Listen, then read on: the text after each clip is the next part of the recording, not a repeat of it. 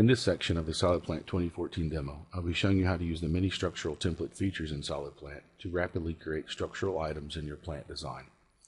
If you look on the structural toolbar, you see that we have features for stairs, spiral stairs, ladders, handrails, platforms, bracings, trusses, a floor plate, and a walkway. Most of the structural template features automatically open a sketch, and the user simply draws a single line to locate the structure. Upon exiting the sketch, we will see the structure definition box. This will allow us to enter the needed values for the item. For this demo, I will use the platform, ladder, and handrail features to show you how to quickly create these three structures. I will begin by selecting the platform feature on the structure toolbar. As you can see, SolidPLANT has created a sketch and activated the line tool. Now we simply place a line where we would like the platform to be located. For this structure, I will place the line from this near corner to the far right corner. Then we exit the sketch, and SolidPLANT opens the platform definition window.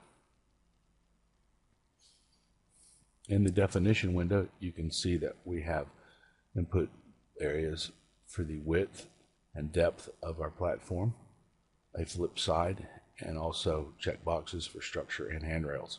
The first thing I will do is change the side of our platform. I will then change the width a bit. We hit apply to rebuild, and you can see in the graphic area that the platform gets narrower.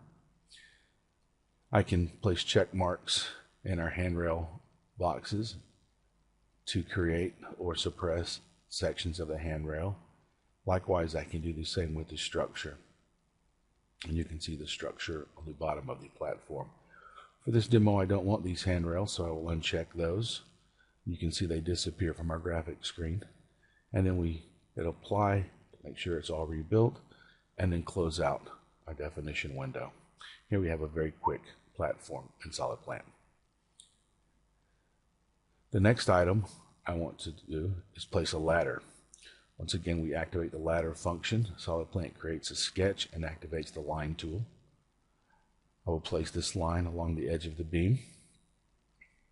And in this case, I will go ahead and dimension the line. I will place a length dimension on it to define its length, and then a locating dimension to determine where it is actually placed. The advantage of this is that we can change these dimensions later, and the ladder will change its position. Once again, we exit the sketch, our definition window appears. And here you can see in the graphic screen that a ladder has been created.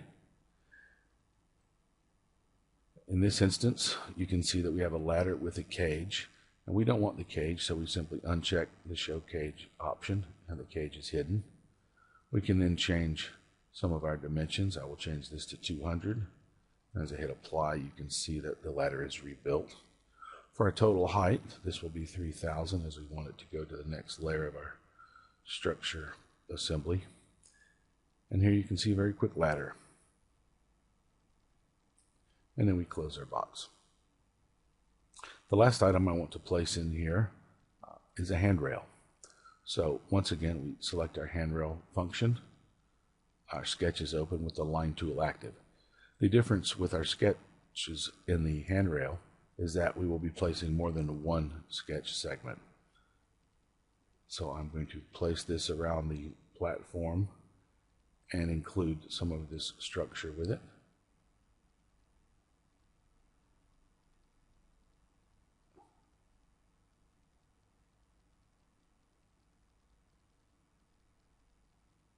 Let me zoom into this, get a better view. Here we go. And then, as before, we exit our sketch.